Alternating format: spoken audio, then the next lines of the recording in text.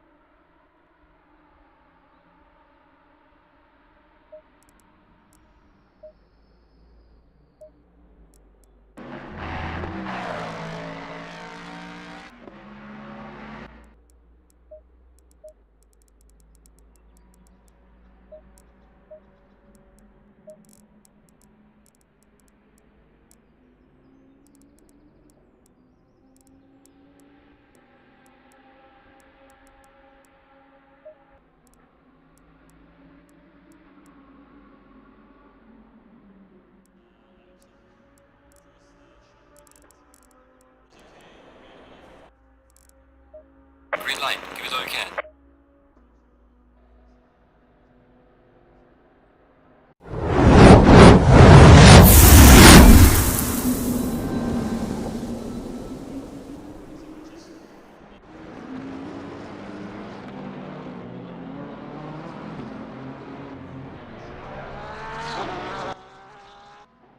Alrighty, here we are.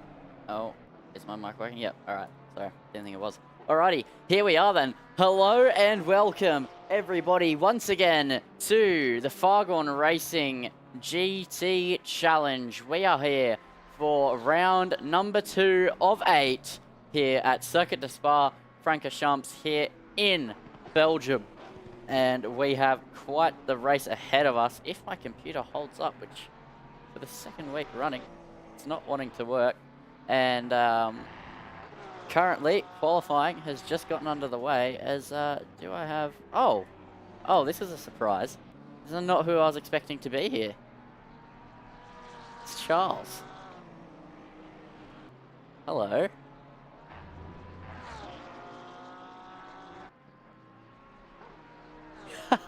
I had Zach telling me yesterday that he was going to be joining me in the box for part of the race, but then I think they didn't realise that the iRacing that they're broadcasting right now has changed time because we've gone into daylight saving, so he's not here, and I thought it was him, and no, what a surprise. Oh, mate, being here in the GT Challenge, it's absolutely fantastic to have you along.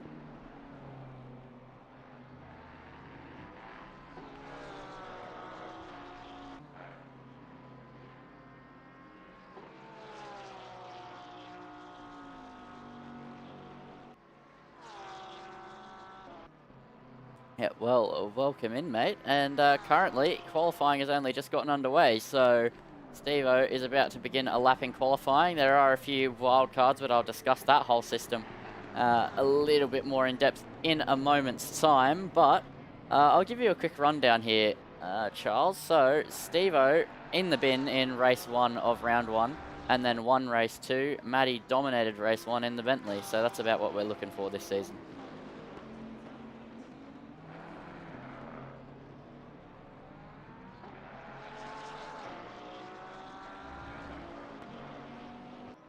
Yeah, after his disaster class.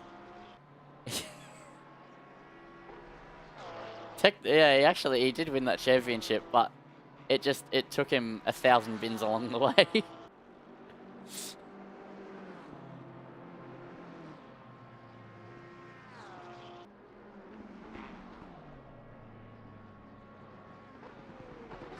Yeah, this was a track actually where he had a very big crash in the Porsche.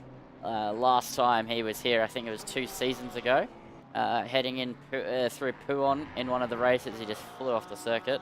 And he has quite a long stint ahead of him here for this round, I believe. I am going to double check before I make this statement, but I believe it's a 70-minute endurance round heading into this one. So, 75-minute endurance with a mandatory stop for fuel. And it's a set refueling time.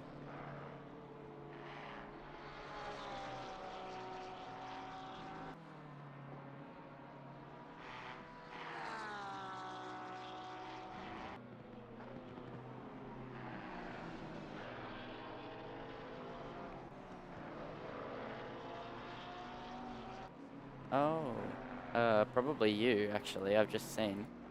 That's unfortunate. You've been saying some good things. Try now. Hello. Hopefully that's fine now. Yeah, I think so. I know what happened. That's Oh, unfortunate. it's a good thing I chimed into the YouTube comments. Thank you. Hello, well, I'm Trump Tony. I'm here sleepily, just waking up into the world and was able to jump in for the cast. So, driving on to what I was saying, just about top three. Steve Rees, obviously looking at a top three, has to be. Oh, Griffin. What a decent time. Then Maddie, though, 16.7 in the Bentley. Oh, very interesting stuff there. Steve Rees, 16.6. Yeah, that's to be expected. Stevo absolutely flying as I've never seen this driver. Piranha, I believe is the last name, but I feel like I'm going to get butchered. Ooh. Piranha seems right, but I think they got held up a little bit there. Yeah, by the Honda of Rhodes as they went P5, 1.3 seconds off after being held up. That's intriguing. That could be. Very much so. They could be a dark horse here potentially. Yeah, I definitely think they had a bit more in the tank there. Topazaya has switched to the Mustang. Interestingly, so is the interesting thing, in fairness, with the Mustang, where the restrictor now has slapped down the power, but the weight has come off it a little bit. It makes it a bit more easier in the corners, to be fair. And I just wonder how people are getting on with it. I used to quite like it, to be fair, but not that time there. Just Topazaya trying to get to grips with things, and then we see the beautiful Lexus. And it's Alex McEwen. You should know that name. I do know that name, actually. You know that name. Very, very rapid man over in the Assetto Corsa land in Sensational's very own with the big bangers and the Wednesday Cup, and also throughout the Interclub Championship he was an alien on that sim, and he's just made the dive into ACC in a cross-series deal with Matty and Stevo. He said if they do the Formula Fridays, he'll come do the GT Challenge, so he's been here since round one. Fantastic. And he chose an absolutely brilliant car to get it done in, and he's not doing bad at all. I mean, the time that he's already set down is probably roughly around the same sort of pace as me. I've done the Lexus quite a lot. It's probably one of those comfort cars now, to be completely honest. And really using all of the track to try and get it done. And that livery is fantastic. Love the contrast quite a lot. McEwen's earned my love and appreciation already. That's the ultimate stamp of approval in life, as we all know. The police officer's stamp of approval. There we go, McEwen. You can go to the UK, try and get off for a ticket. Just hopefully it's. Well, I was going to say Charles pulling over. That's not your line of work, but it's fine. He can call in a favour. Anyway, Alex McEwen heading towards the bus stop now. So he currently sits about 8/10 off of pole position, which is held by 400th from Matty, being Stephen Rees sitting on provisional pole position. I'll tell you what, McEwen is going to fly, and he is going to improve by 0.4 of a second just to move past Andrew Long. Maddie is on a lap, and she is in a gorgeous Bentley, and she is heading now down into Rivage. Yeah, bloody hell, there's really good effort there from McEwen. It's not easy to extract the most out of the Lexus on this circuit. Like, you do have great straight line speed, don't get me wrong, but sorry, Maddie there. The rear end stepping out just for a moment. Just for a moment there, just to challenge that great lap that they were doing. I still think it's going to be pretty strong for Maddie. I'm not sure what the timing sheets are saying. I would love to know. 3/10 up. But Maddie, 4/10 up. 3/10 up at the moment. Oh my lord. Stevo is 5/10 up. but that's the question: can they keep it? Where have they gained it? Where exactly? Everywhere. I wonder on the circuit. Well, fair enough. Just every corner, just ever so slightly. Maddie and Stevo have been improving. Stevo's a couple 100 meters back behind Maddie, so we'll go to him once Maddie's completed her lap. She currently sits 4 tenths up, so she lost a little bit of time heading through the final 2 corners before heading onto this straight, and now into the bus stop. This is where time can be made and time can be lost, and that'll be a time loss there for sure for Maddie. She ran very deep, and that'll compromise her run through the entire sequence of corners, and it's now going to be only a 2/10 improvement there for Maddie. It is enough to jump up onto provisional pole, but now Stevo hits back with a 5/10 improvement behind the wheel of the Porsche and takes pole by 3.5 tenths. What about Andrew Long? He's just started a lap. Ian Nick was up 6 tenths. Now he's up nothing, as now Piranat sits 6 tenths up as they head into the bus stop, where we know they lost a bit of time earlier on from a bit of traffic, and they are gaining the whole way through the bus stop. This is absolutely flying here for Piranat. It's going to be a 1 second improvement. It will still be 7 tenths off of 9 tenths off of pole, but that is a slot up into the top 4.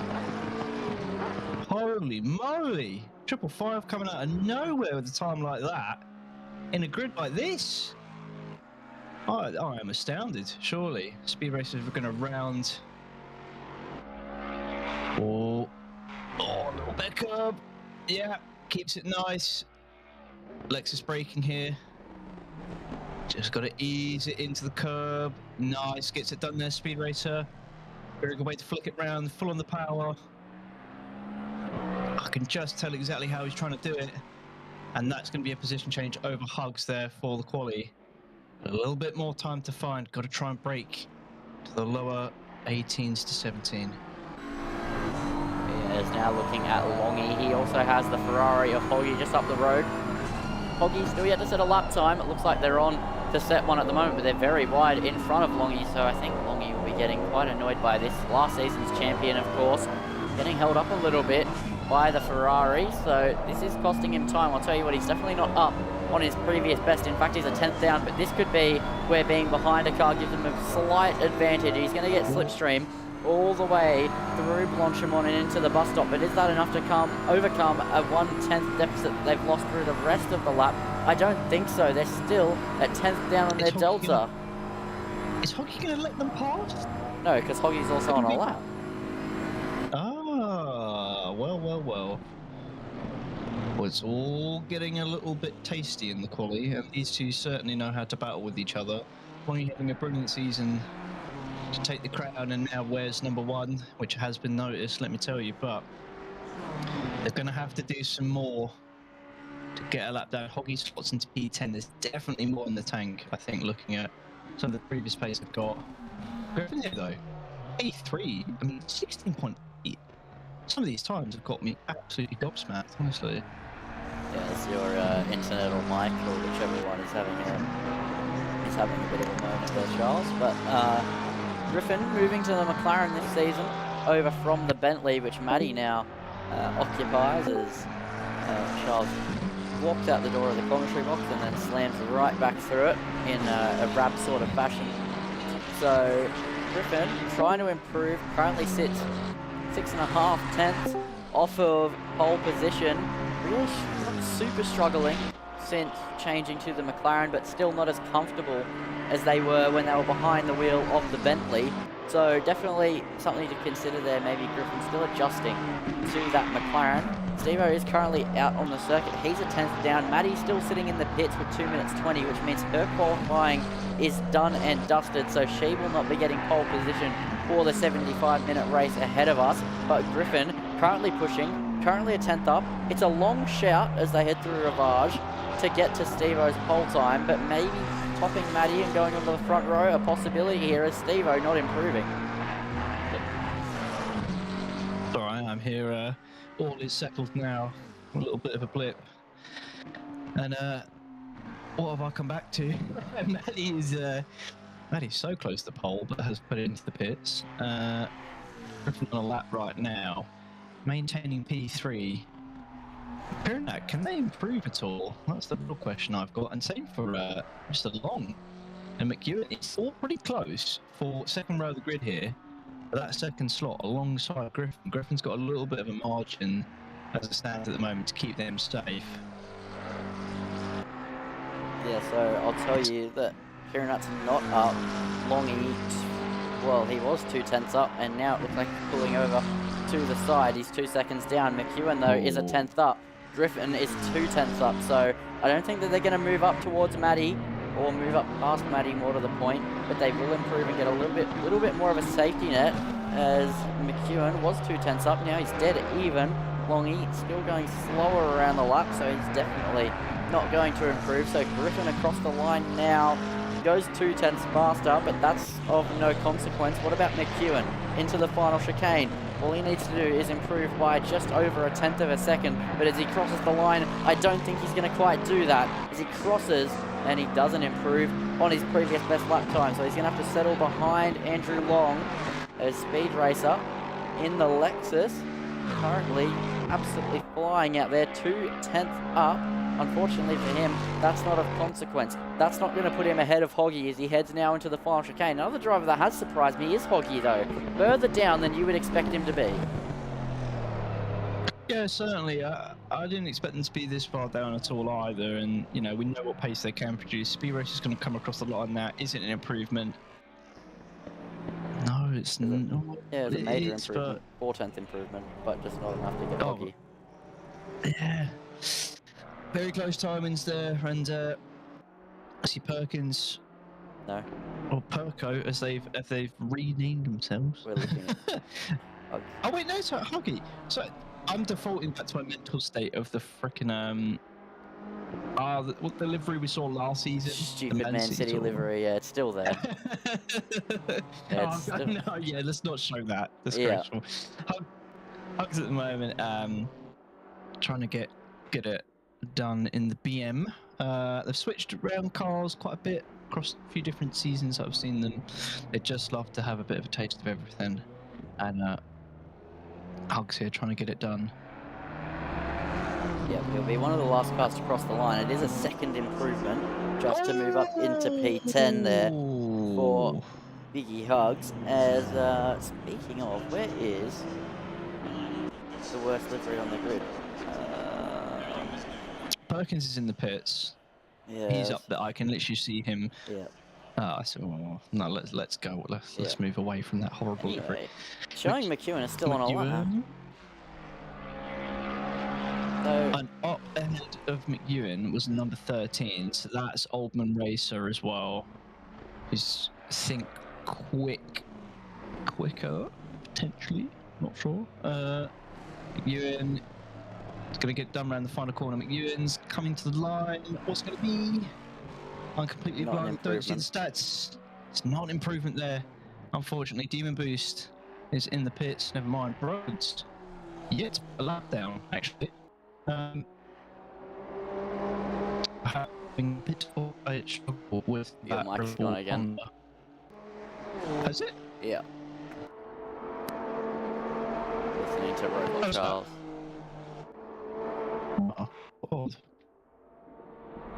Anyway, so Rhodes making his way up into the final chicane.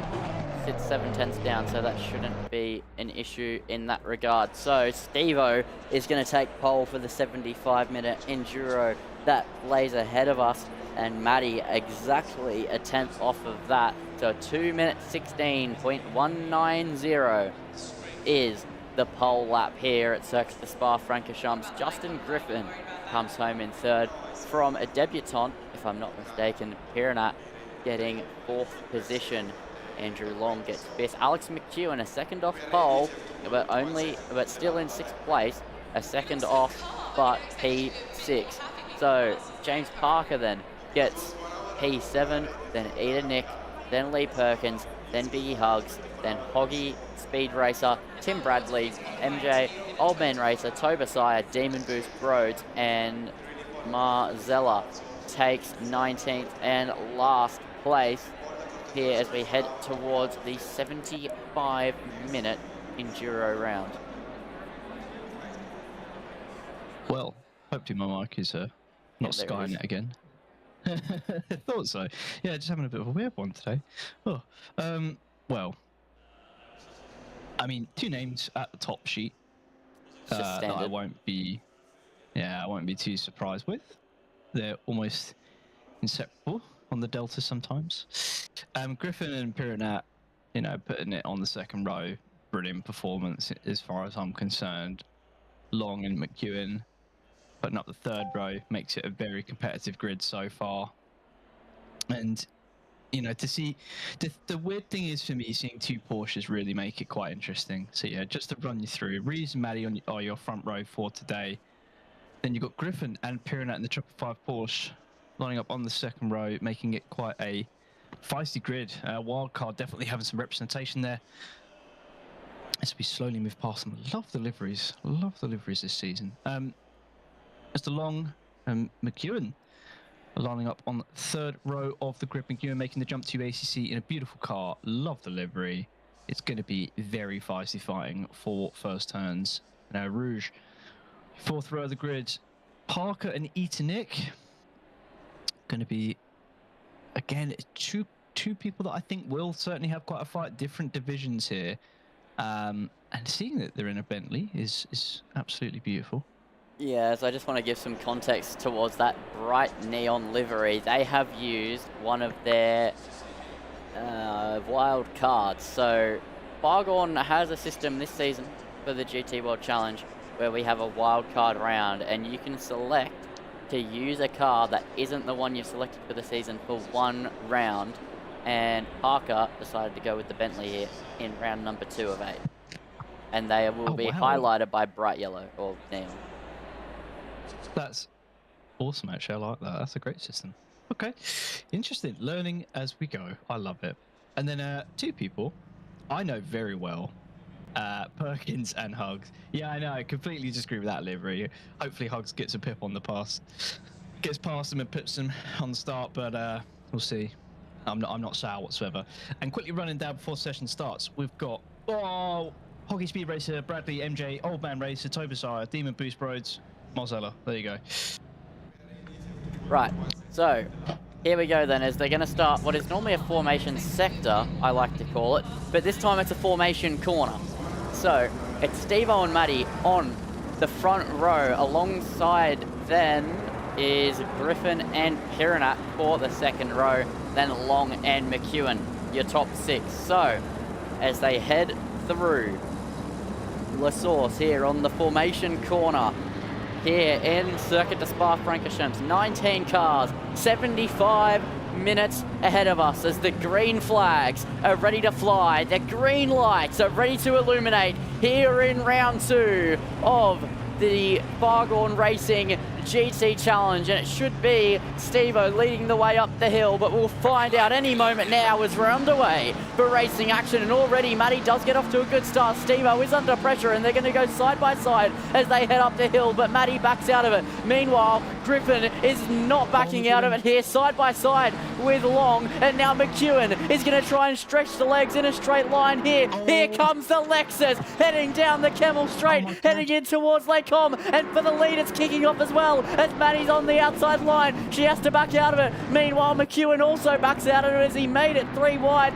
Griffin not able to get past Piranat just yet, but now it's Steve-O from Maddie, from Piranat, then Griffin, then Long and McEwen still scrapping away as they head down through Rivage for the first time this race, and that is McEwen being pushed through the corner by Parker. Maddie's not done yet either though. She is pushing Stephen Reese through the corners here, through the first half of the first lap of this race, and that Bentley is absolutely on a mission, flying faster than the Porsche at the moment, but not able to take the place. Meanwhile, further down, Tim Bradley also in a closely contested battle here. Here's MJ just ahead of him now as they head now through the course of this opening lap. What a start it was, and Steve-O will be happy to hold on to the place considering he's in a Porsche and the Bentley was absolutely flying. I mean, there's a lot to unpick from that. Piranat being a bit of a star there, P3 off the start of that was an absolutely brilliant move to get them up there as well. And it rather audacious. You can just see in the background there, Long chasing Griffin. sliding into that rear wing, and honestly, it's going to be, it's going to take a lot of front, a lot of titanium to keep themselves in a decent position here, but it looks like Griffin's managed to slip away just a little bit. It's all going to bunch up in this section here. Oh, Mickey, look at McEwen. I have to say, for their adaptation to ATC, they're really finding where they can get the most out of the car. And looking rather pacey. Lindsay. Yeah, We have a little bit of a superstar performance on our hands. We're going to have to see how that pans out. Yeah, he adapted quickly in Monza for the opening round and definitely made some strides, but it was a track that had a lot of straight lines in a car that goes quicker than anything else down a straight. So there was still a little bit of question there, but McEwen is silencing those questions as he's absolutely flying here at Spa, and now he's already looking to make a move on the BMW, heading down in towards Lake Om as well. There's another battle as well. That's Biggie Hugs trying to go for a move on the outside, and I'm not sure what happened. He dropped off. Was it Perkins? It was Perkins on Eda Nick. He gets it done as further up as well. It's so hard to see these camera angles. I need the helicam. Stephen Reese still holding on. I thought Matty was mounting a charge, but doesn't look like it. Griffin's pushing Piranat through Rivage and now into No Name. This is absolutely fantastic racing. They're staying close together. The top two, though, are slowly eking out a gap. They're eking out an advantage. They have over a second to third, but Matty is not going to let Steve-O get away, and Steve-O will be thinking of the time the Porsche absolutely went on him through this corner. He'll be playing it a little bit under the limit. I know that sounds uncharacteristic of Steve-O, but when you're driving a car like this, and he's already experienced what can happen in the Porsche at Huon, I think we'll see him just back it off a little bit through there. Yeah, certainly. Piranat at the moment is getting harassed by Griffin. Griffin's going to tuck under the rear wing. It's all going to depend on the exit here. McLaren goes out quite wide, but like decent enough wide that they can maintain that speed and trajectory. Griffin's going to tuck under that rear wing. But Piranat still maintains a decent distance away. Griffin, look at how close they are! It's going to be a move! He looks to the left. Oh, but he's not going to think about it. He's trying to think of a switchback potentially, but you can't get it done here. There's no way. Piranat's going to cover that off and mitigate the exit there. My lord, that had my heart racing for a second there. Griffin asks the questions coming into that section there, and Piranat's just going to hold them up a little bit into coming into Eau Rouge. Oh, Lindsay, I don't know about that one. I thought a move might be on there, and the McLaren certainly could get it done, but it's all going to be rather close. Coming under Eau Rouge, Griffin tucks under the rear wing, not a bad exit. Oh, cuts it though, cuts it. It's still going to be an advantage. It's going to be a speed ticket, and I think they should have the overspeed. No, Piranat maintains position. Is it going to be a move? Goes defensive, covers the inside. Griffin thinks differently, and it's going to be the same formula. And even then, Matty is 0.3 ahead. It is starting to kick off between these drivers. 11 and 18 in the background, going quite slow. We're not sure what happened, but Broad's not having a great day of it. Oh, Griffin just trying to get more out of the corners. Piranat's almost slowing them up. I think potentially 666 has also had an off there demon boost. Yellow flag in the background, so it's number 13, Old Man Racer. As something has gone rather wrong there. That's what happened to those two in the background. So we get a double replay. They went flying off on the straight. I think that's probably related to something Eau Rouge, and then Demon Boost just has a moment, loses on the curb, keeps it out of the wall though. So sublime from him to keep it out of the wall. I would love to know what happened to those other two, but I didn't go and catch that replay because I was like, oh, they've probably just had a little bit of a bump. No, they've gone flying down the Kemmel Straight. So, the more you know. That's why I normally look at every replay. Anyway, let's focus on the leaders for a moment because Matty is gaining on Stephen Reese quite significantly. So this is where the Porsche has a little bit of an issue compared to the Bentley. The straight line speed, and Maddie's on the back of Steve-O, heading into the bus stop. She goes late on the brakes. It's down the inside here for the lead. Maddie's on the inside. Steve-O's on the outside. She's given him a squeeze. Now she's on the outside for the second part, and Steve-O holds onto the place. Maddie's not done yet, though. Heading in towards La Source, heading into turn 1. Is she now going to try the outside maneuver? Steve-O defending lightly, but Maddie is now going to wait for the run up the hill and onto the Kennel Straight. Steve-O prioritising the exit speed, heading through turn 1. Now he's got to be looking in his mirrors and looking which way does he have to defend heading down the straight. Surely you would imagine he's going to be defending the inside line, but you never know as they head up through Eau Rouge, now up the top of Radion, and now down the straight they go. Maddie will be on hot pursuit as she now is in the slipstream, and she's gaining and gaining and gaining on the Porsche as they head towards Lake Holm. Is she going to go for it? Will she go for the lead? No, she's going to have to wait. What about Griffin? Griffin's ahead of Piranat now, so we've missed that move, but that was cracking racing between the two leaders. We got to take a breath there. I thought Maddie would have it done, but Rees just holds them into a decent position there at the bus stop and just maintains that position. I am quite astonished how they've managed to do that. Parker as well, just to look at the time relatives, was really close to McEwen, but honestly, I think Maddie will certainly be making a case for this P1 here. This isn't a situation where Rees can just run away with it by any stretch of the imagination. No, it's going to be a straight up fight between these two for the P1, and that is what I love to see. Piranat has lost that position to Griffin. Maybe I've phased out of existence there, but Piranat going a little bit slower, and Longy here is going to just assess the situation as the Porsche coming through this section here. Porsche is going to have a little bit of an issue. BM is going to be under the rear wing, have a good bit of speed. They're not going to use all that slipstream. Piranat's had a decent exit. I think Long just didn't get a great exit there, so they won't be close enough to challenge into the bus stop. McEwen behind, being harassed a bit by Parker. McEwen's dropped off a little bit, but it's a long race and a lot of strategy to go with it. Piranat holds him in the corner there. Griffin starts to run away a little bit more. McEwen maintains that 6th position. Oh, Lindsay. Yeah, it's cracking racing. It's very close across most of the field there, and we've not even covered some of the likes of Hoggy, Hugs, Speed Racer, all quite close in the relatives as it stands at the moment. Fantastic stuff. And it's not even quite been 10 minutes.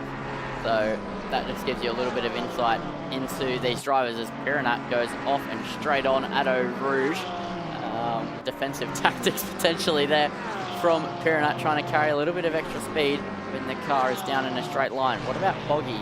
He is quite close to the back of Hugs, but close enough to make a move, but he'll be looking to make amends for what was quite a poor qualifying to his standards. Steve-O, he was under pressure, and then he's gone bang. The fastest lap of the race and a second gap to Maddie, but Maddie is not going to let Steve-O get away. In fact, she is up on this lap, and she is not going to go down without a fight. We've already seen that. Steve-O trying to push a little bit more, but especially in the Porsche, the second you push is the second mistakes creep up on you. So this is going to be entertaining between these two, but I think that this will be more entertaining come the end of the race, because I think they're going to be on a similar strategy, but not identical, which could change the course of this race. And something we also know is the fact that the pit stop times will be identical, because they have a fixed fuel timer, so they will be filling up probably close to the same amount as well, because they won't want to waste any time not filling the car up the field.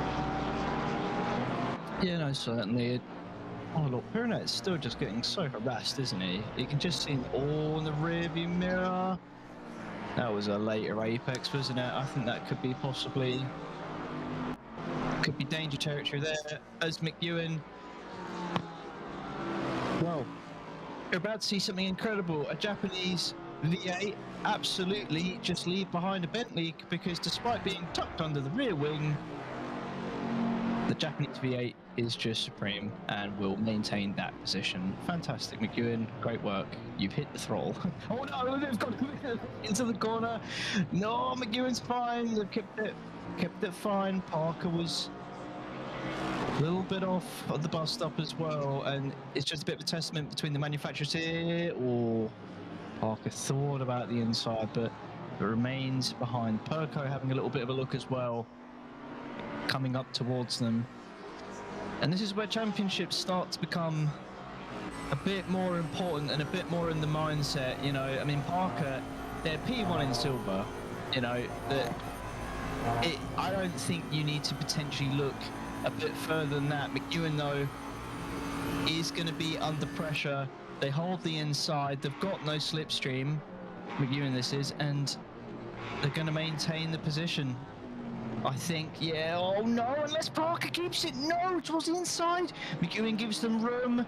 McEwen just keeps on the inside, plays it tactically. Parker is going to go wide there. Perkins is going to get into the mix here. Parker looks towards the inside, thinks about it, doesn't do it. Oh, very close to the rear of McEwen, and Perkins is going to come into the fray. Slowly but surely, we've seen them gaining lap per lap as they battle. And the skirmish between the wild card, Bentley, and McEwen's Lexus just continues corner by corner.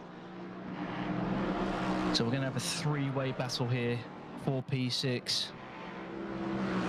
Yeah, Perkins closing in quite rapidly, and it's only about 13 minutes into this one, and these drivers acting like it's a 15-minute sprint race, and they are absolutely going hammer and tong at it, as I think that McEwen is going to be under pressure any moment now as they continue to battle away, to chip away at this one. Parker is going to be looking to make a move, but once again the Lexus should be able to extend a little bit of a gap heading down the straight, even with the Bentley in the slipstream, so it's going to be really close between these two. A BMW getting involved in the background as well, probably the middle ground of the straight line speed of the two cars. The Bentley very quick to accelerate, but it tops out at about the same speed as the Porsche actually, at least at Monza, but it just gets up to that speed extremely quickly.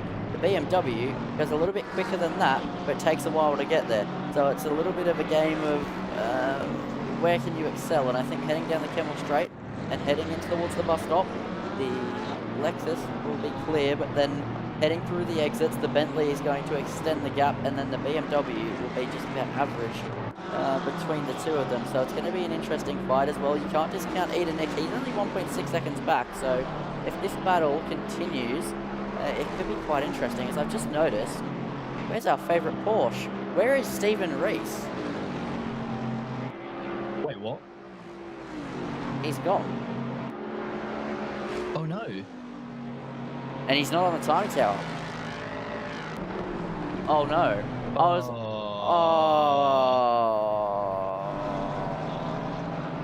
Oh dear. Oh dear, oh dear. That is not what would love to happen. I think Steve-O's disconnected. Well, it must have been. Oh, Do you know what's no. Do you know what's actually quite ironic is I did a race here, literally weekend just gone, and I had a DC at Spa as well, weirdly enough. No idea why, and I was in about P1, P2. Were you driving a Porsche? I wasn't driving a Porsche, I was fighting a Porsche. I was in a GT4 BMW, which was good fun. Oh, now were you fighting a Porsche in a BMW? The Cayman. Oh, the Cayman. GT4 Speaking of the Cayman, next round in this GT Challenge is a round called K-Mania. Could you guess what that is? What? Is it all Caymans? Mm-hmm. That's actually crazy. At oh my Zolder. God. That will be... Oh man, that's going to be mental. Oh, if I'm around for that, I'd love to fucking... Oh, I'd have to jump in. Oh, there it goes. There it goes. Whoops. There's always got to be at least one per broadcast when I'm on, I swear. Yeah, it's like the movies. You can have a single one. Yeah, only one. To still be within a PG rating. So yeah, next round is called K-Mania. It's all Cayman GT4s, 15-minute quali, 2 25-minute races. Oh, that'll be fantastic. That will be so good to watch. I think it's going to be And a maybe big even grid jump in. equalizer because nobody's going to be used to it. Yeah, no, that'll be fun. That'll be a lot of fun. I love the GT4s. I think they're a great category. They're not used enough. Wait, do Yeah, I need just- to buy them to spectate them? I do. Uh, Oh, no. I haven't trying bought to sell them. your soul. Steve-O's robbing my Yeah. wallet. Yeah. Sponsorships haven't come through just yet. Anyway. Just to chime in on the racing. Parker is still right up the trumpet. Oh, of surely not. McEwen. Oh, I thought he was going to go for that. Thought about it. Really thought about it. Parker is just piling on the pressure at the moment. And now they're fighting for P5 because Steve-O is gone, unfortunately. Long is still within a second period now. Griffin has jumped a little bit away. 1.1 is the gap. So now there is quite a fight for the podium steps. Maddie is P1. They're about 5 seconds up the road, probably a little bit more now. Great pace today. Don't expect them to have any mishaps. Touch wood for them. However, with this being the race that it is, anything can happen. All it takes is a little mishap in the pit lane or just a moment of madness, and that could really undo a lot of your race rather quickly. As we've seen with Steve-O, it's just a bit of a connection issue.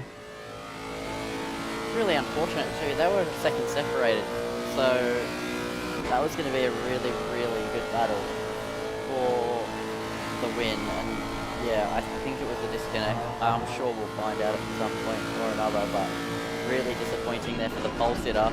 And once again, he'll be counting his lucky stars that there's a drop round in this series. Yeah, certainly so. Well, Parker there got a little bit of a rubbish exit. Perkins is not really getting to utilise this opportunity. I feel as if they're not able to close up further. Maybe they're playing the long game, don't get me wrong, but it looks as if genuine pace-wise, they're just not able to climb onto the back of Parker. Steve-O's in the chat, and he's just said three of the only usable once words here on the broadcast. Oh dear. Yes, so Steve-O, did you disconnect or wheel problem?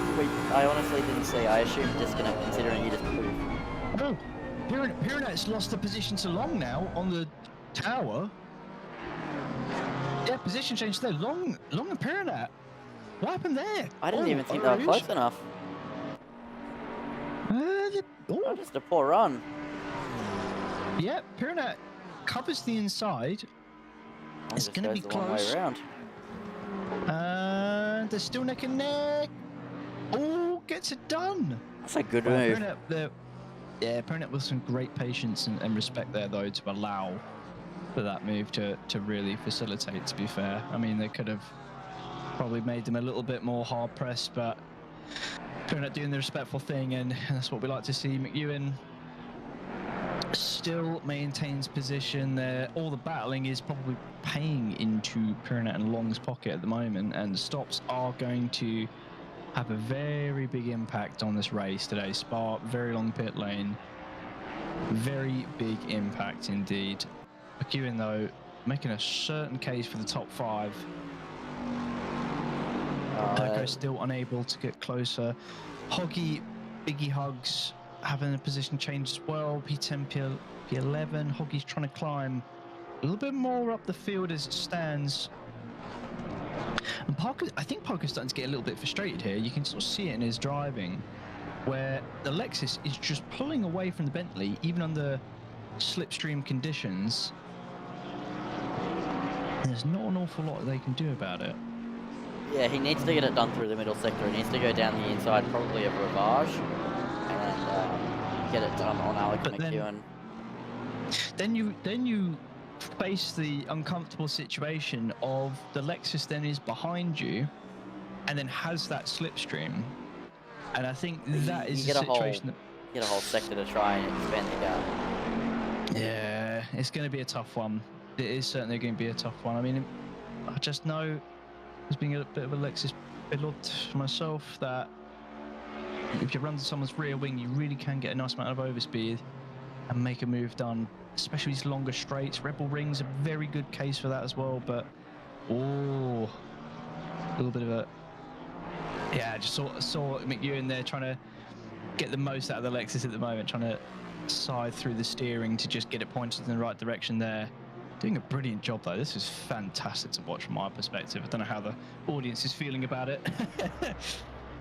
Well, I mean, I would imagine the main member of our audience probably not very good because he's gone, I just pumped a 1 second gap to Matty, a 1.7 second gap to Matty, and then realised he was racing by himself. It was a disconnect for Steve-O. Highly unfortunate for one of the championship contenders. He'll be very glad that he's added a drop round for this season, but now he's got to have the rest of the season without a bad round, unless other drivers both have 2 bad rounds as well, because that is going to be detrimental to the championship fight. But he also says, I would undercut him. Speaking about the situation here, Parker, yeah, that's a good call there. I think if I was Parker, I'd be trying to undercut the Lexus as well. Yeah, it's got to be done. It's going to be a difficult situation. Strategy-wise, in terms of the fueling and tyres, are we saying it's fixed? Fixed fueling or not fixed? So I always get it mixed up. So you don't have to change tyres today. It's a mandatory fuel stop and it's fixed time. So if you're putting in 1 litre or if you're putting in 40, it's the same time. Oh, okay. Yeah, midway point. Fair enough. Well, fair enough. Probably not. If you're doing longer than the fixed time, so then it would probably be longer. But like anywhere, yeah. So you're looking at, if memory serves me right, 25 seconds, and then if you want to take the tyres, you get +5 on that, which I think 45. I think 45 minutes. Yeah, it's a bit marginal, really. You could opt to take no tyres. However, I would make a case. Okay, I would make a case personally that taking the tyres in this situation is probably worth it. You get a fresher set of rubber. The other person has to stop. Tyres get colder. They go through a bit of a negative grip modifier because of that. Then they come back up to speed. But even then, you've run out of layers or more so, especially towards the end of the race. You're going to be really howling for any grip. So I think, personally, I think a tyre change here is probably a better move. You just have to then lay down that pace consistently and make up the 5 seconds. But I think that could be really worth it. But we'll see. We'll see what the drivers are going to do, who's going to swap tyres, who's not going to. And if you look at the deltas, I mean, so many people are within that window of a tyre change making a significant difference or not, that it's going to make it really interesting coming into the latter part of this race. Yeah, I mean, I wouldn't take tyres personally. An hour and 15 is like a full stint normally, and the tyres aren't that gone by the end of a full stint. I don't think it's worth the extra 5 seconds. I don't think you'd mind the extra 5 seconds. Steve is saying 5 seconds tyres would be mad not to. That's interesting. That's a different take to mine. I mean, he would know better than anybody on the planet, so I'm going to trust his gut. Never mind, my opinion has changed. I would take tyres purely because Steve-O has said I would. But anyway, another driver suffering from the Lexus problem is Hoggy. Because look at that. He gets a run and then bye-bye Speed Racer. He cannot get past the Lexus. It is a rocket ship. And in fact, I could draw a comparison to real life. Last weekend, I'm commentating sports sedans at City Motorsport Park. And there's a Porsche Cup trying to overtake a big V8 Chevy. And it gets right up alongside through the corners, and then 1 second gap on the straight. Bound to happen, isn't it? Bound to happen. Love the Porsche Cup cars a lot. They are fantastic little beasts. I'd love to watch them live sometime. Mate, but they're a spectacle. Yeah, honestly, no. I mean, I've enjoyed racing them in quite a lot in ACC previously as well. Had some good fun with them. This was the 991 Porsche Cup as well. Oh, lovely. Very, very lovely. Just as lovely as Speed Racer here. Just absolutely tearing it through our Rouge.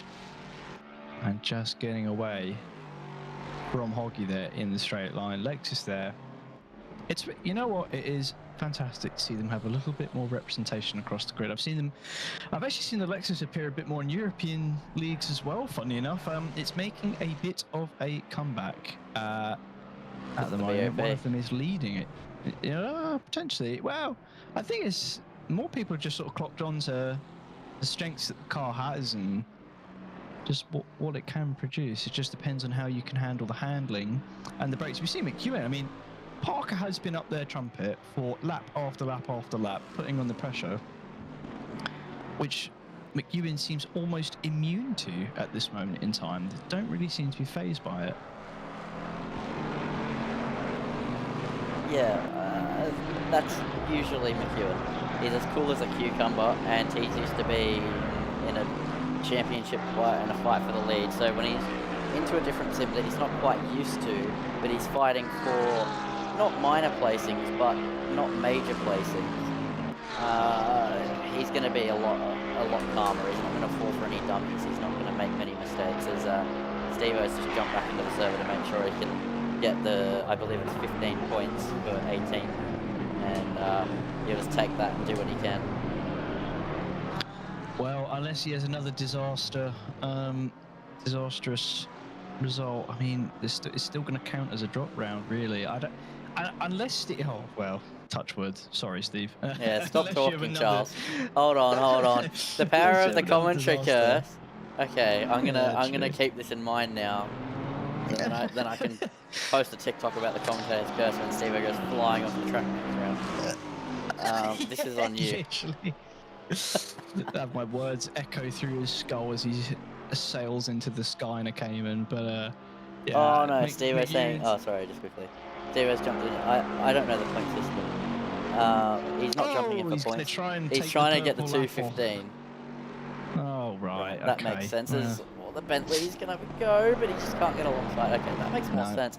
I was sitting there and I was like, I don't think there's 15 points, but as we've established over the last 4 seasons, I can't understand the point system here in Fargone. So I've just given up. Oh, his Parker nearly hits the back of McEwen heading through Ravage. That was nearly disaster.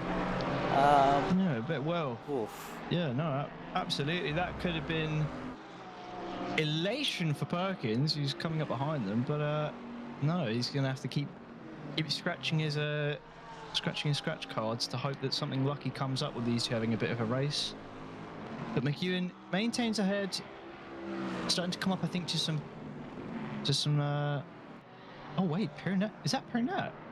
Wait, there's 3 seconds off Perinat. Perinat's actually dropped the pace quite a little bit. I think we could be in for quite an interesting situation here. Longy is 2.5 away from Griffin. Longy could actually make a case for P2 as well. Yeah, I think so as well. This could be quite interesting. Steve-O disconnecting earlier on has definitely thrown a spanner into the works for a few people. As we've got the haircut in the chat, and he's saying, I'll be keeping an eye on that commentator's curse. Oh no, you're in for it, Charles, if this goes wrong in the future rounds. But anyway, Steve-O's out there hunting for the faster, well, to extend his fastest lap advantage, trying to get into the 215s that Renault was annoyed not to see in qualifying. And Alex McEwen, meanwhile, putting on a defensive masterclass still, and Perkins under a bit of pressure from me to Nick. So a couple of battles going on, but it's looking very, very close now between these two. Once again, McEwen under all sorts of pressure, but now the V8 will be stretching its legs, and it should be Lexus bye-bye, but it depends on the run through Eau Rouge. Can the Bentley get a better run? This is closer than Park has been on previous efforts as they come up through Radion and now onto the Camel Straight. This could be close, and no, it's too big of a gap. It was looking really close. They came over the hill. There was a little slide from the Bentley. Exit gone. So, unfortunate. And Perkins not under pressure from the Ford Mustang either. So, not too much doing at the moment in regards to overtaking, which is not normally a characteristic of Spa. I think we're getting trained. It's because it's the Lexus problem. the bottleneck, truly. I personally think that Perkins being put under pressure by Eatnik. Eatnik's going to look for a move on the inside potentially. I think Perkins is starting to lose a bit of that initial pace, lose a bit of the confidence that they had. Tobazar's going to jump into the pits now to try and change their situation. As it stands, Perkins is starting to be in the pressure zone of that Mustang at the moment. Although there's a restrictor on it, you know, the Mustang isn't exactly a slouch. It can still climb onto the rear wing of somebody, especially in the slipstream. So, gonna have to see how that pans out. It's such a shame though that Kunos have made a bit of a fumble with the Mustang, that it's had to be gutted in its top line speed. I used to love the fact it could just, yeah, it's a bit weighty, sure, but you're just in a straight line. You know, you just put the foot down. It's such a little animal. Much more controllable now by the looks of things.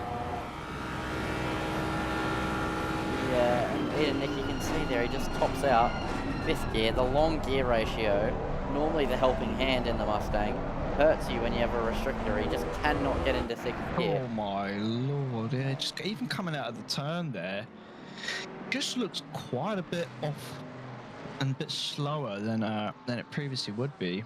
And Eatnik is going to climb onto the rear wing of Perkins here. It's going to be closer. Oh, yeah, there's still a little bit of a gap there, just by the looks of things. It's all going to depend on the apex here. I think that was better for Eatnik potentially. Everybody's doing it. Yep, everyone's got to get this. Well, some speed tickets need to be spent at Spa, that much I can tell you. Perkins must go a little bit central, a bit defensive there, and it doesn't need to be. Eatnik is going to maintain that sort of close position. And even the weirdest part of this is the fact that these two are in separate categories as well. Yeah, I think as English, please, Jesus. I think as I found over the last year and a bit is that until the championship's on the line, I don't really call the classes because it changes so much race to race. You know, you see the silver guys putting it right up there with the pro guys in some rounds, and in the next race they're nowhere. It's just inconsistency that puts them back in silver. So to me, I normally look at it as an overall. Yeah, no, it's the same with multiple leagues of racing where it has this kind of system where it just, some people obviously with different manufacturers and different skill levels and certain tracks, like it all kind of like simmers away at some point. Like you will see silvers they're maybe even fighting for a podium at some point during the championship. We've seen it before. There's so many relatives to sim racing and ACC that there's never going to be a universal state of just all silvers at the bottom, all pros at the top. And Eatnik is starting to try and find a bit more confidence. Just looking how they go through the corners here, not bad at all. I think they're starting to match. And that's going to go into the bits now. Eatnik's starting to climb a bit more onto the rear of Perkins. Perkins goes defensive again. Oh, but it puts them out of shape. And Eatnik is going to climb onto the rear wing there. I think Perkins has just got defensive when they just don't need to. Lacking a little bit on the racecraft side of things, potentially. Perkins, where are you going to go? I think Eatnik's potentially going to get... Oh, it's going to be close.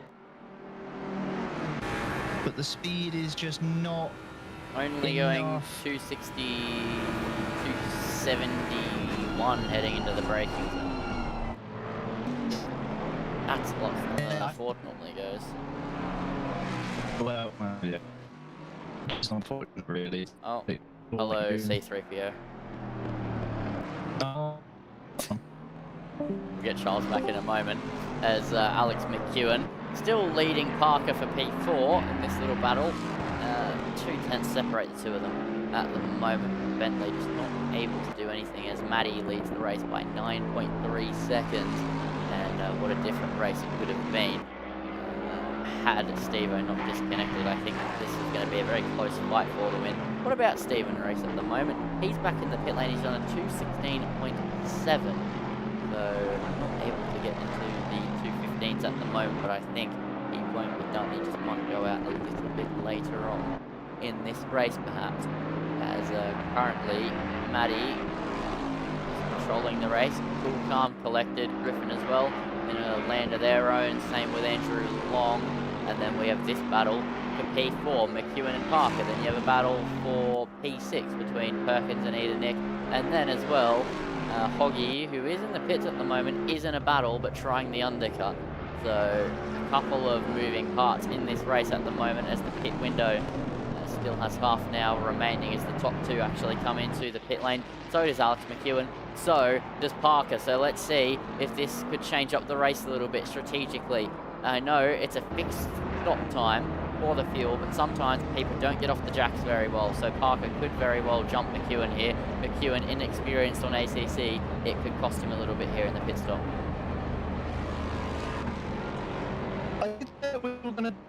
It's not working. Not. Oh. It's Robot Charles, ladies and gentlemen.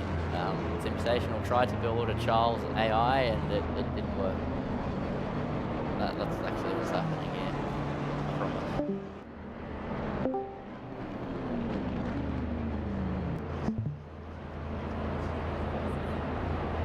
Are you here?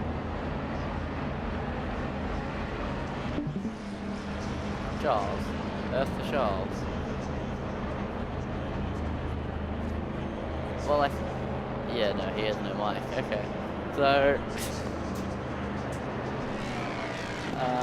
there's Matty in the pits. McEwen's just pulled into his jacks. Now Parker stops on his marks. And he'll just be doing fuel. He doesn't get raised up, so he's not taking tyres.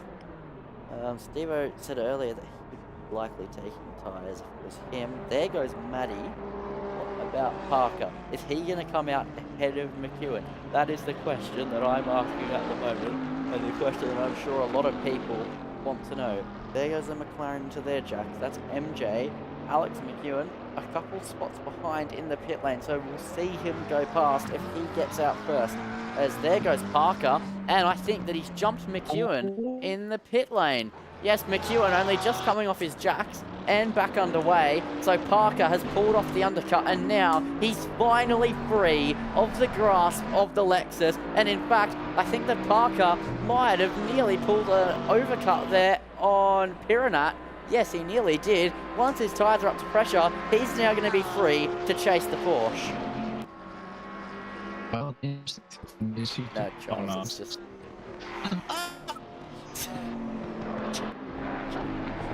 Charles is a robot, ladies and gentlemen.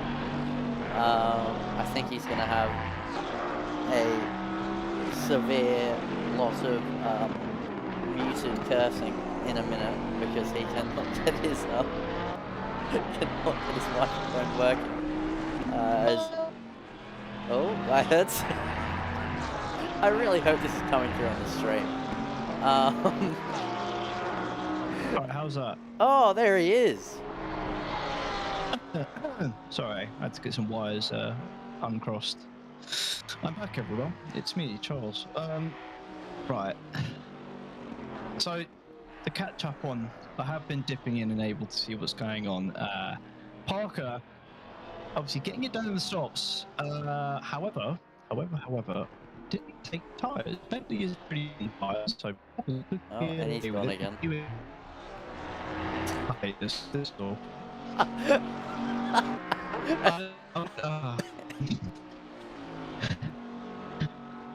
Give up.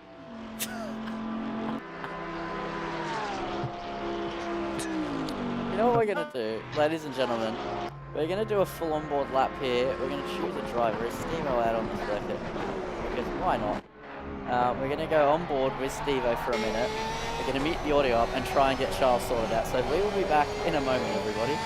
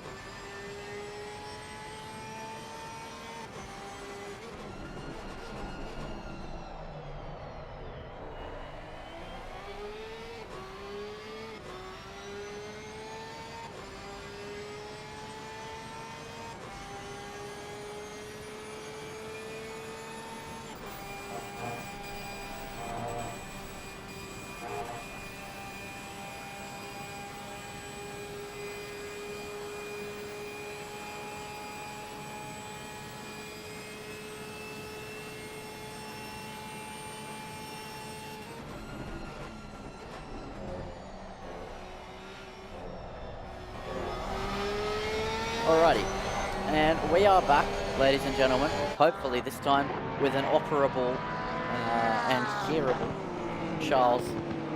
And are you here? Hello. There he is. Okay, so a bit of kerfuffling later, and we have Charles back.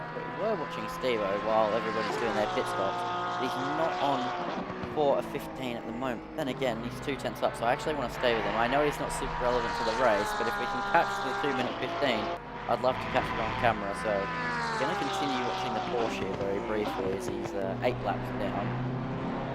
Absolutely gunning it. He needs to find 6 tenths of a second to go into the 15s. He's currently 3 tenths up. And, oh no, there it is. It's gone. Okay, we'll give up on him for now. Back to the actual racing. Longy has Kiranat.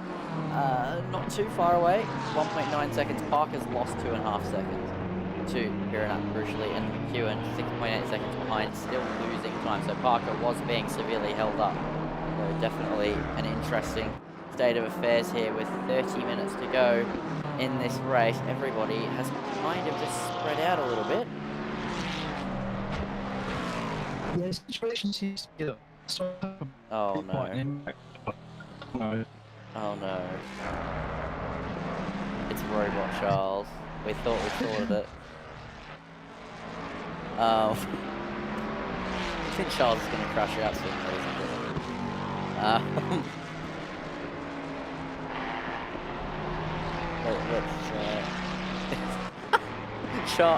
I'll give you guys a live Charles transcript. He said in my DMs, it's blue. What else does he have to say? While we have a lull period, we're gonna be watching along and listening along to Charles's wacky microphone madness. I literally, you know what? Oh, there he is. I have it on. So right, I've differentiated what the problem is here. So I'm gonna have periods of crashing out where it randomly jumps to 5,000 ms, and then these periods where it's fine. When I see it's 5,000 ms, then I'll just stop. This has never happened before, though. No, it's so odd. I don't know why it's done this. Hold on, let's I think try Discord's just having region. Discord's just having a bad day. What if I set the region for me to in the Discord pool? What would be the closest region server-wise? Definitely not in the US, not in Singapore, not in South Africa, not in Hong Kong, No. Brazil, or India. How close are you to Rotterdam? Yeah, pretty close enough. Okay. Oh. Awesome. I have amazing ping. Pardon?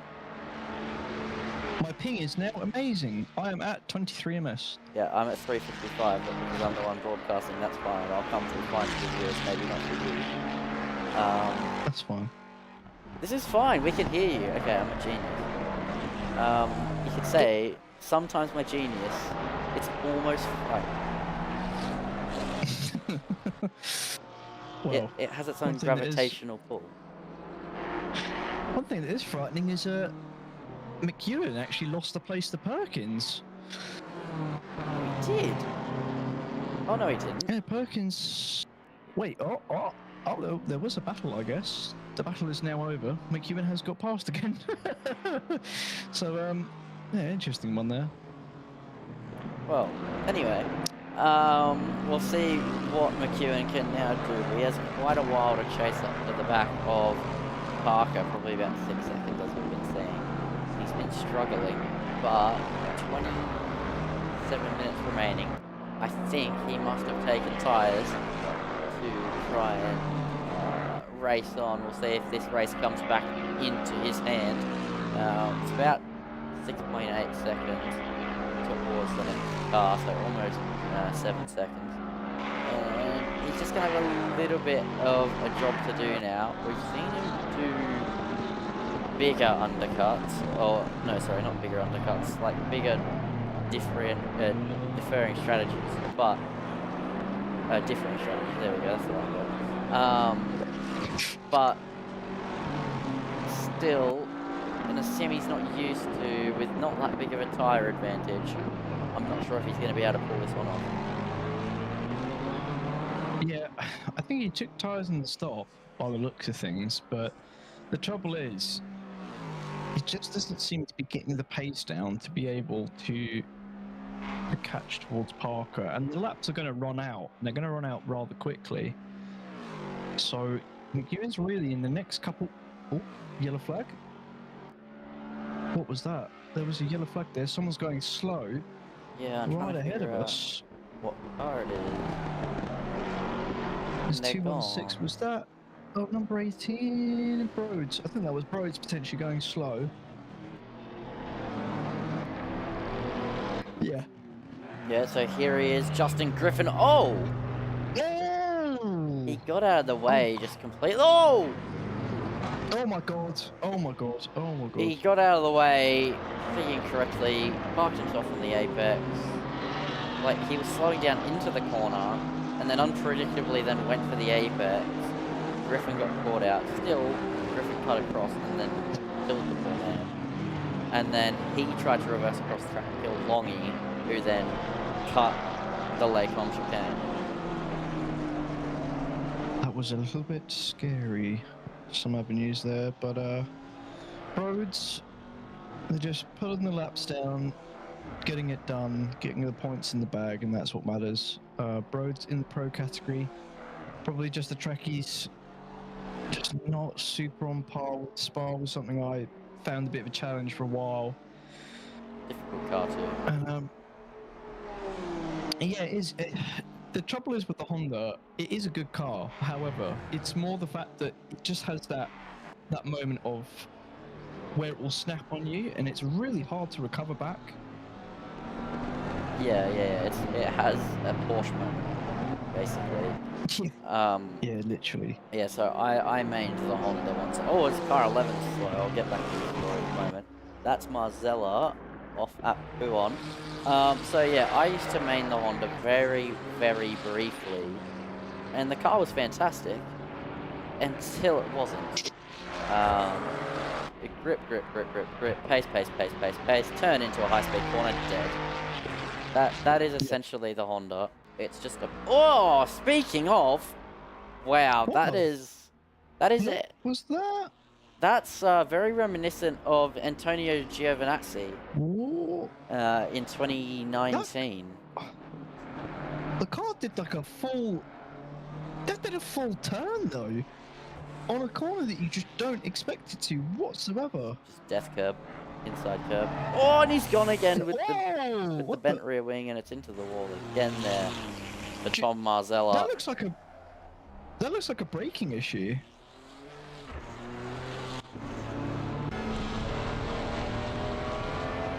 They're on board now. Yeah, I just think replay.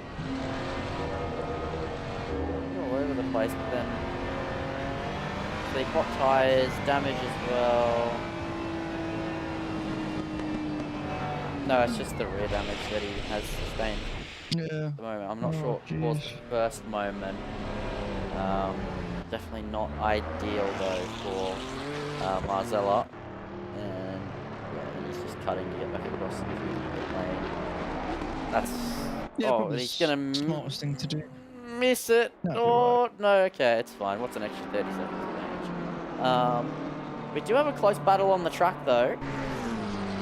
Justin Griffin and Andrew Long here, 23 minutes to go. This is the fight for second position. I didn't catch this. I didn't see this battle closing in as quickly as it did. But I'll tell you what, it has closed in. And now we have last season's champion versus Justin Griffin.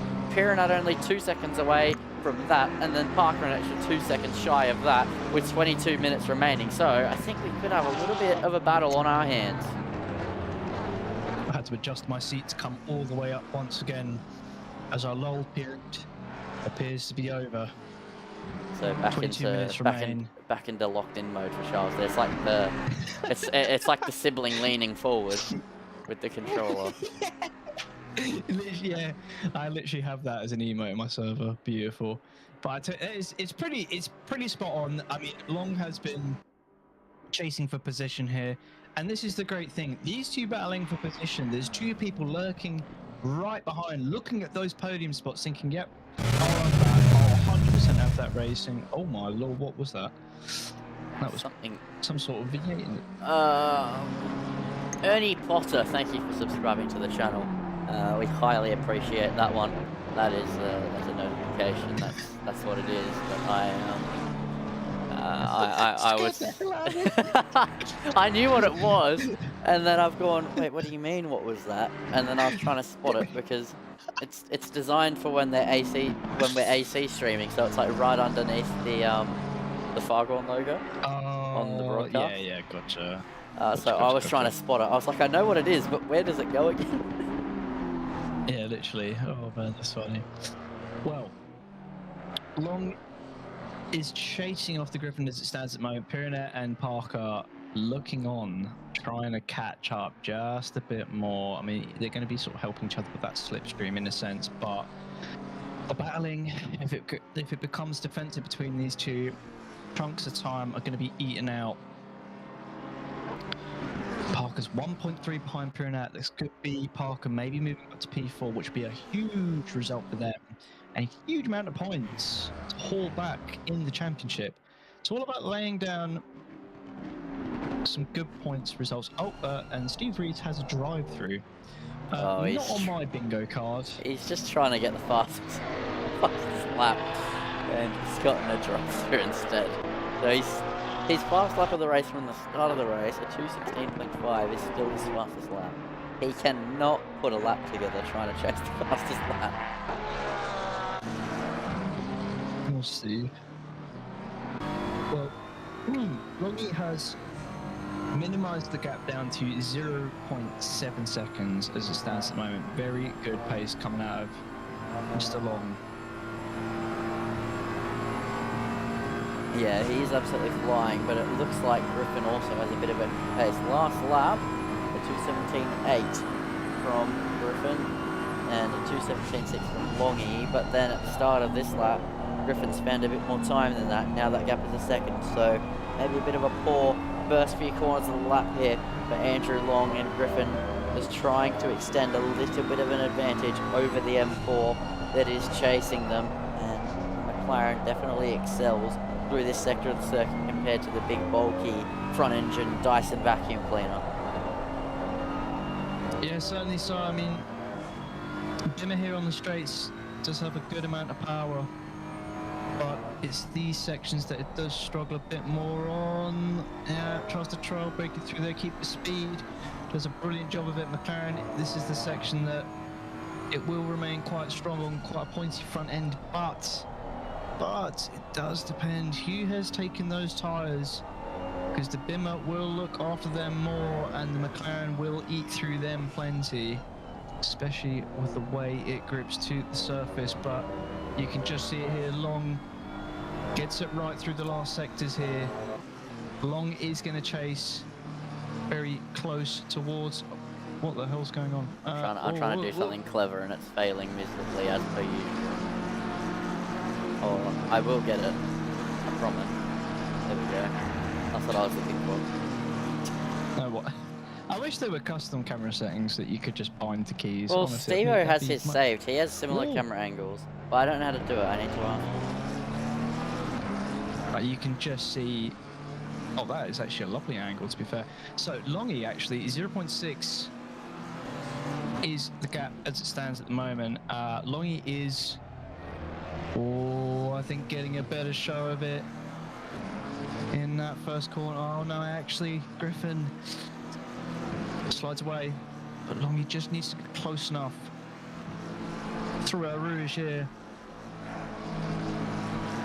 Keeps it pinned to the floor. Listen to the engine. Just absolute vacuum. I know, it really is, isn't it? And then you can just hear the McLaren up ahead. Very close between the pair of them, though. It is really neck and neck. Longy's just got to find a bit more in these corners. Oh my God, there's so much. Whoa, no, that's not. Like, I need to move up a car. I'm trying to move up a car. Hold on. I know what I'm trying to do. I can swear. fine. You will be forgiven. Griffin at the moment just maintains that position, tries to keep him at arm's length, and seems to be doing a good enough job of it as it stands at the moment. And it's deathly close. It's just going to take one corner to just go the way of Longy, and then just to remain in that rear gun sight. Oh, I think Griffin's really starting to struggle a bit more on the tyre. Longy's trying to keep it close. Little bit of sand went long. Yeah, as I predicted, I thought the grip might run out a little bit for Griffin. It's going to be a real close battle into this section. Longy, how brave are you? That's the real question I've got. Touch of the rear wing, looks towards the inside. There's no overlap. It's going to be a late break. Oh, Griffin's going to hold the inside. And Griffin is going to maintain the position there. It's going to take a little bit more balls to the wall, to be completely transparent, from Longy to be able to make this position change, but it's just not going to be enough at this moment in time. Yeah, he's just trying to show the nose, put Griffin under pressure, but Griffin not falling for it at all at the moment, but BMW getting awfully close to the back of Justin Griffin. So Andrew Long will be looking for a move any moment now. 15 minutes to go in this 75-minute endurance round, so not too long to go. It's just a sprint to the end now, but the big question is who will finish P2. This is the closest battle on the circuit. In fact, this is one of the only battles currently on this. Oh, Marzella's gone again, sorry. We're going to cut away here. What has happened to car 11 once again in the ditch, and once again at Buon, which is interesting. So they fixed their car, they're looking nice and spick and span. Now heading into Puon, what happens? I need to know. Just gone again. Yes. It's the same exact incident. It just went on the It's entry. weird. It's so weird how, like, the brake, he just slides around. I think he's probably got, like, an ABS issue, potentially. I think he's just I'm not sure trying to what send that it too is. hard in, and then the rear's just not liking it. Potentially. But it does have a little characteristic wiggle, the Ferrari does when you get harsh on the brakes. I hate it. I can't stand it. I used to really like the Ferrari, but well, that's when I first drove ACC. But yeah. Yeah. Oh god, yeah. What a rocket that thing is. Tell you what is being an absolute rocket is Griffin at the moment. They've maintained P2. Maddie's been far and away. They've just been cruising, having a picnic in the Bentley. Griffin maintains P2 at the moment. For how long, we don't know.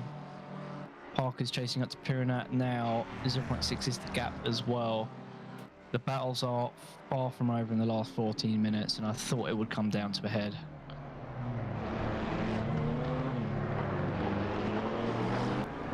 Yeah, it's Charles. But yeah, Griffin just trying to extend the gap, but Longy struggling to stay with. But then again, it's kind of lap by lap. One lap Griffin closes, the next lap, extends, the next lap Longy closes. So I think it'll all come to a head in the final few laps. Yeah, certainly so. Griffin at the moment, drives over Rouge there, and it's going to be close, but it's just not close enough here. Griffin is doing just enough in this opening sector to maintain that gap, and I think the tyres are going to start to run out. Oh no! Griffin loses it under brakes and just stays there. Parker makes a position change on Piranat, but it's disaster for Griffin. And now a battle between Piranat and Parker becomes a battle for the podium. Unpredictable. McEwen there is going to look on the inside. Griffin. I walk away for 2 Griffin minutes. towards the outside. Griffin goes. Oh, it's going to be a loss there. I mean, the damage is going to be something. And what a time to leave. Oh my god, yep, definite damage there for Griffin, and that is going to be them tumbling down the order. As I And didn't a even. situation. I didn't even get to go do what I wanted to do. I took my phone with me just in case, and then I see Griffin in the wall. Yeah, Griffin there loses it in that section under the braking, and now it's going to be Piranha, Longy, and Parker battling for the podium. Well, Longy's going to have it done. Parker and Piranha are going to be the ones who are now challenging for that last podium position. Piranha's not going to let this go. There's 11 minutes left in it. It's game on. It is literally game on for the last bit. My lord. Yeah, It's going to be tense moment as sorry, just before I make a brief 2-minute long departure again, which I tried to do a moment ago. Hopefully, I just want to add a note. Hopefully, nobody ends up in a wall this time. Right, have fun. yeah. Oh, I will. Parker at the moment is going to hold towards the outside here. Piranha is going to be chasing under the rear wing of Parker. Parker has got to deploy as much pace as they can at the Bentley to maintain this podium position. I'm sure it would mean a lot, especially in the wildcard round, to get this done. Parker is going to maintain a decent gap there on the straights. Piranha is going to struggle there. That's where the Porsche is arguably the most weak. Piranha's got to find some confidence here in the last 10 minutes. Close up to Parker and then try to make an audacious overtake for the podium. It couldn't be more dramatic than this in the last 10 minutes. And this is synonymous for Fargone. It really is. It always comes down to the last laps, and it just gives you drama. It constantly does. Parker is just keeping a decent position here as the pit window closes. Everyone's done their stops anyway, and we've seen the strategy play out over these stints as it is. But by Lord, you've got a silver in P3 with a wild card chasing it. Is it even a wild card? Is that a wild card? No. Sorry, I've had this wrong the whole time, everybody. It's an amateur, per se, a red car in the 555. I don't know if that counts as a wild card now. I'm not sure. But, nevertheless, they are closing up to a podium, or trying to. The gap is 1.2 now in the sections where it's weaker.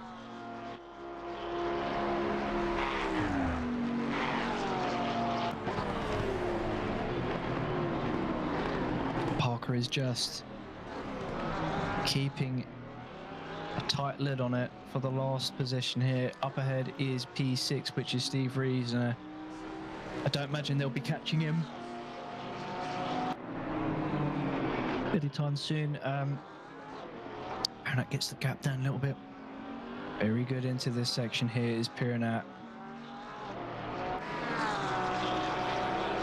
Parker just screaming down into Eau Rouge now. It's got to be quick. It is relatively quick.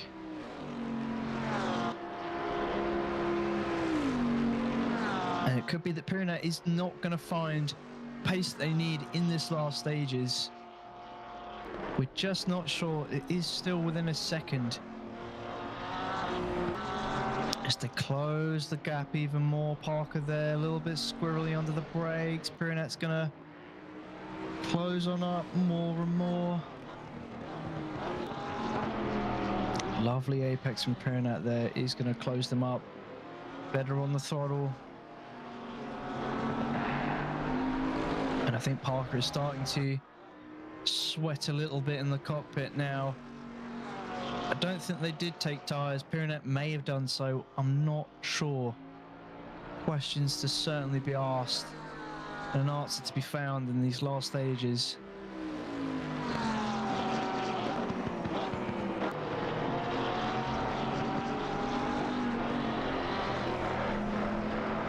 And you can just see the concentration of Parker here. They understand.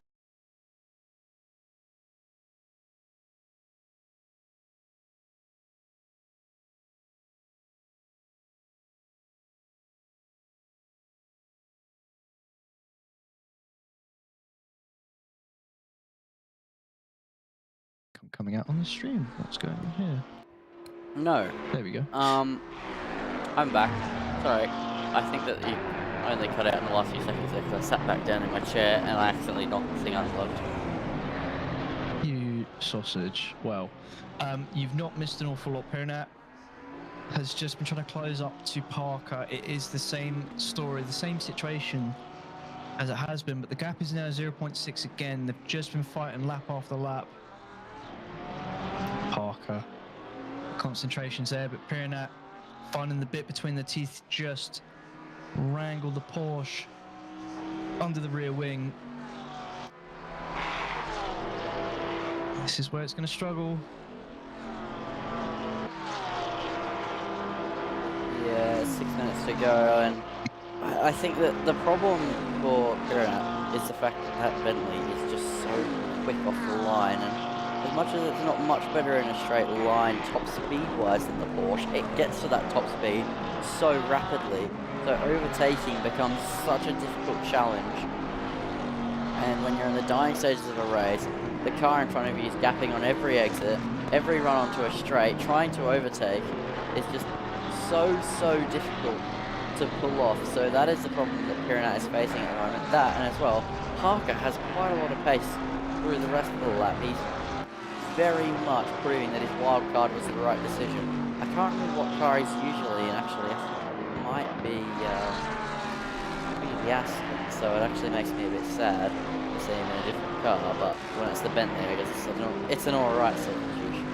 But, yeah, the Bentley's so quick off the corners, so rapid through the corner as well, it just doesn't really have much of a weakness.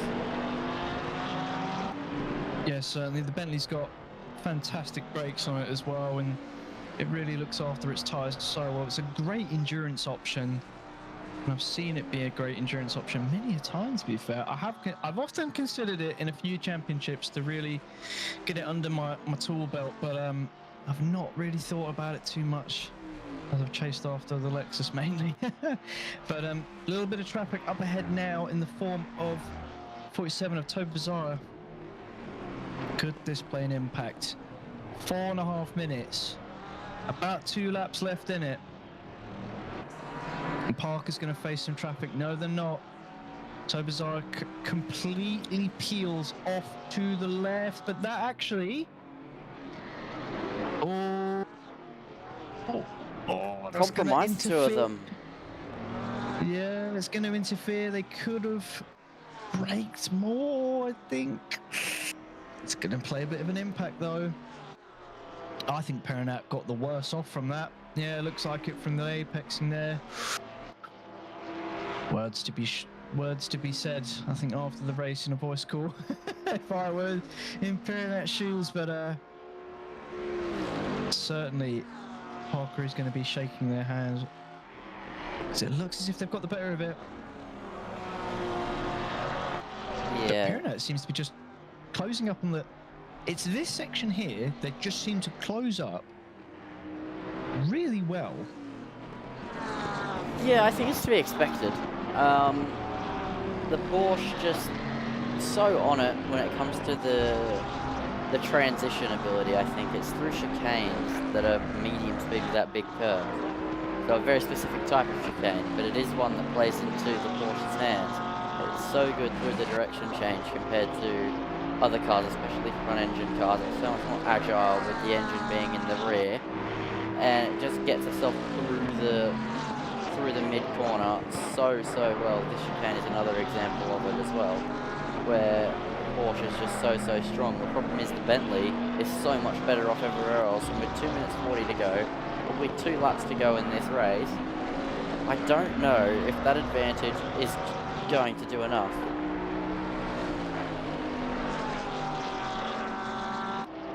Well, yeah, I think Piranat's not got enough in the tank right now to get it done, unless Parker makes a little blunder in the last corners, the last lap, I should say. But the Bentley just remains so sturdy, very sturdy. Credit to Long though for making the podium. I mean, they've certainly had it quite difficult today. Maddie has been unstoppable. Tobzai's got a drive through there, unfortunately. But yeah, Maddie quite strong. Great performance from them, I have to say.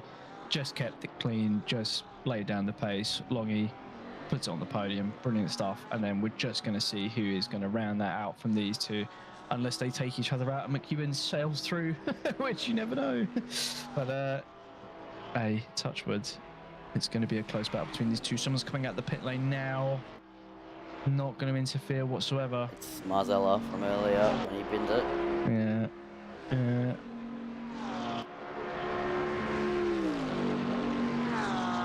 Yeah, so Parker's just extending a little bit of an advantage over Piranat at the moment. Minute 16 to go. The leader of the race, Maddie, is heading through Puon. This will be the penultimate lap of the race. Next lap will be the white flag, and this battle, I think it's going to stay stagnant now.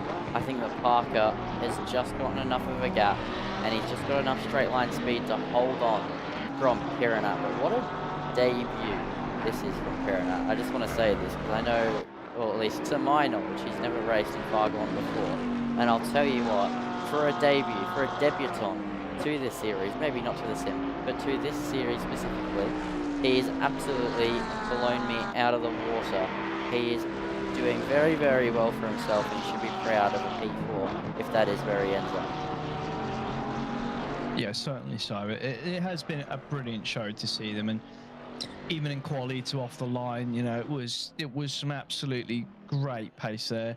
Maddie's going to come across the line here to give us one more lap. Final lap now. Yeah. So, Maddie's going to lay down the pace and lay down the gauntlet for these two to have their final lap. Piranat is about 1.4 away. I mean, I hate to be a realist. I don't think Piranat's got it in the tank. Got the better sound though. Oh, absolutely. I love the sound of that Porsche. There's a few cars in this game that I love. Lexus is obviously the big one. Lambo, Audi, and Porsche. Those are some of my faves. Yeah, I think for me it's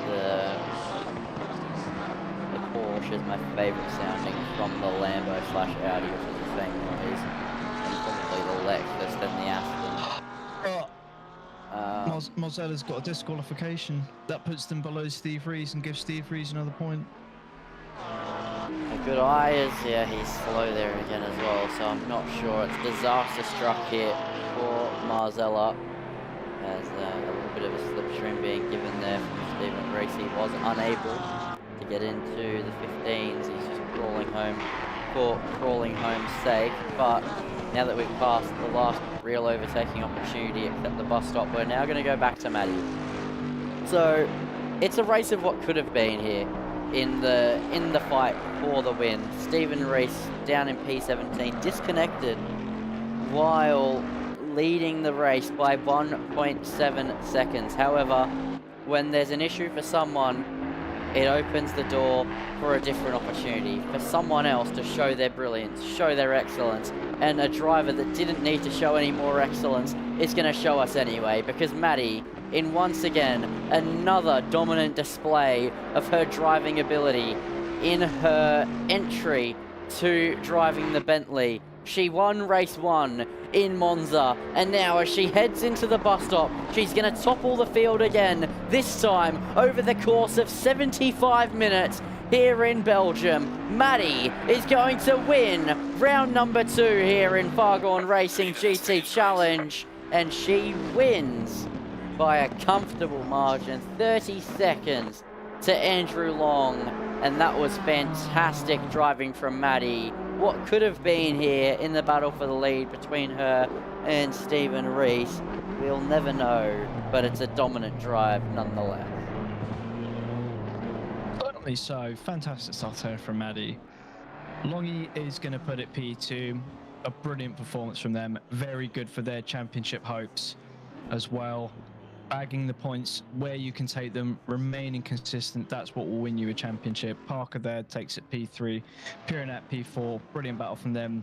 McEwen though, a P5 and a brilliant, lovely haul of points. Griffin there's going to take P6, disaster for them to fall in the places they have. They'll take the points, sure, but again, another story of what could have been. Eaternick P7, took it over Hoggy, who takes it over Perkins. So something definitely happened there towards the latter stages, and Perkins, not very happy.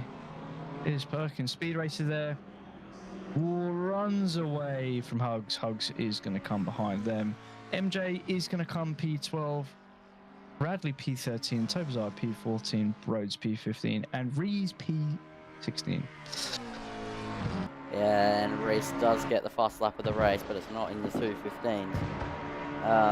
Yeah, really unfortunate for Stevo that he did disconnect while leading the race, and I think it would have been an interesting battle, especially seeing the pace that Matty was able to put on display there through the latter stages, but we'll see, I'm sure.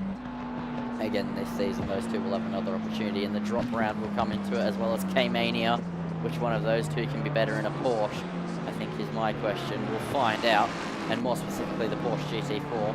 But your final finishing order is Matty from Longy, then Parker, Pirana, McEwen, Griffin, Edenick, Poggy, Perkins, Racer, Hugs, MJ, Bradley, Demon Boost, Tobasai, Broads, Reese, Old Man Racer, and disqualified Marzella. As that is going to be all from us here at Sensational TV. Thank you all for watching. That was round number 2 at Belgium. I've been Lindsay Muddle in the commentary box, joined by the one, the only, the laggy man himself, Charles. And thank you all for watching. We'll see you all next week here for GT Challenge. I'll see you all again on Friday for the Formula Fridays. And Chris Munro and Zach O'Reilly will see you on Wednesday night for the Wednesday Cup, so tomorrow night. So, thank you all for watching, and good night.